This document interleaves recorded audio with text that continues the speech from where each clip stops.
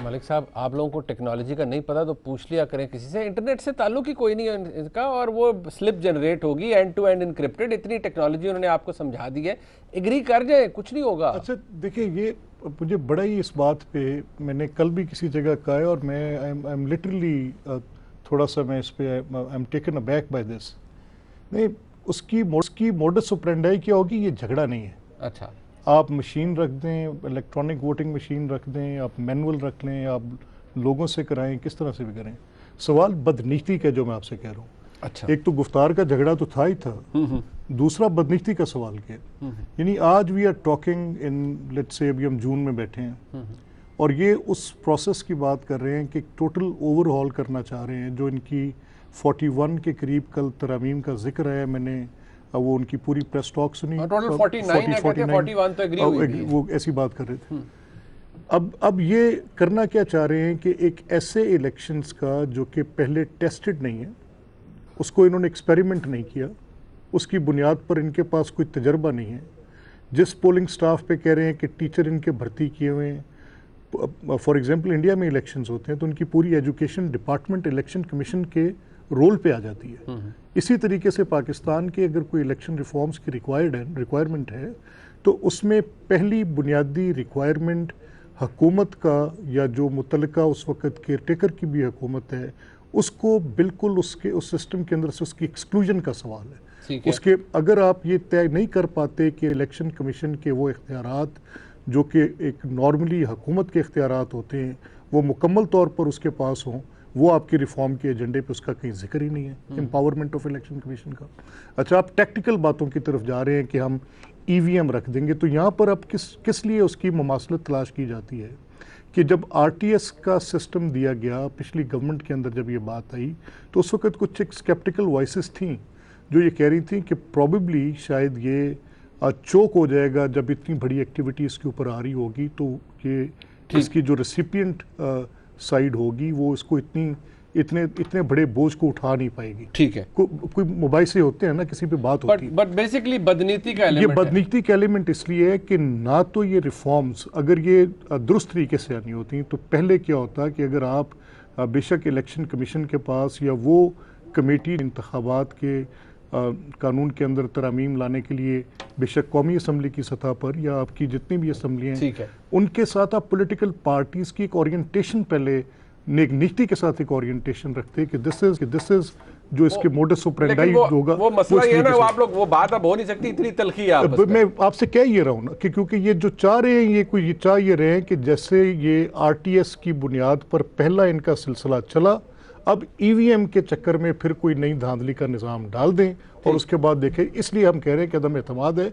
नहीं पता वाली क्या बात है, मैं तो शायद फ़ारूक साहब को उतना नहीं पता होगा, मैं कहना नहीं चाहता, जितना तफसील के साथ उन सबको पता है जिनको डर है कि हम इसके विक्टिम हो सकते हैं। अच्छा, मैं फ़ारूक साहब, एक और प्रॉब्लम जो है वो ये है कि आप लोगों ने तलखी इतनी बढ़ा दी। अब देखिए, आज शौकत तरीन साहब, अब आपके कॉलीग भी हैं, वज़ीर ख़जाना है, शौकत तरीन साहब ने मईशत के हवाले से एक बात की, उसका रेफरेंडम मैं इसलिए आपको सुना रहा हूँ, जरा ये सुनिएगा।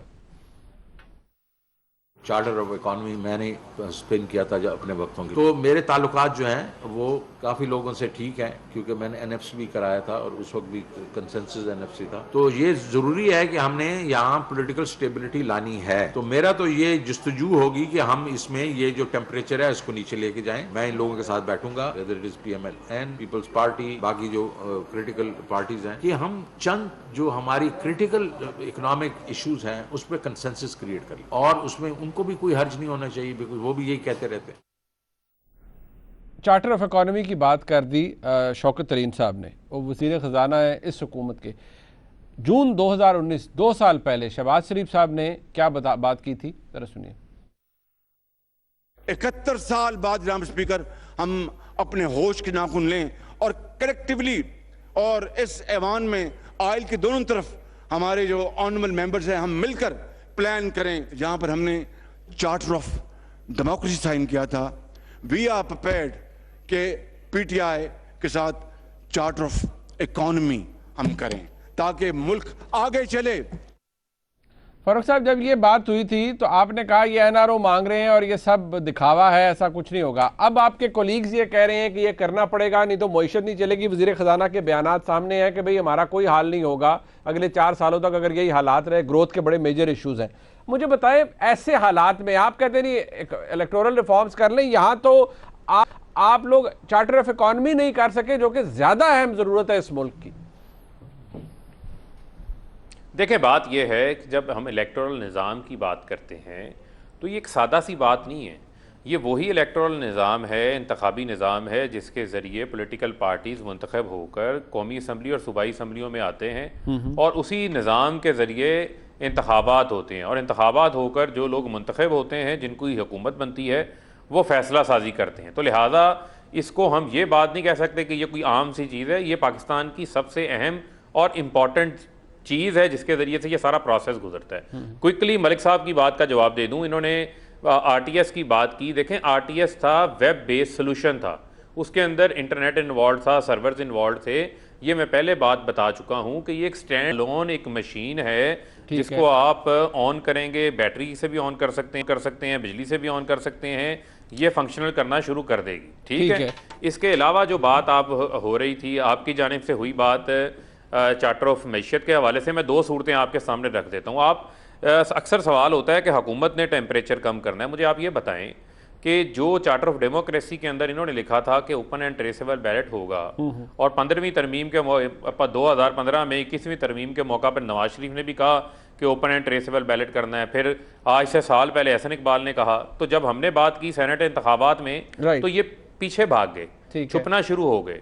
ठीक है। इसी तरीके से अभी पीडीएम में क्या हुआ?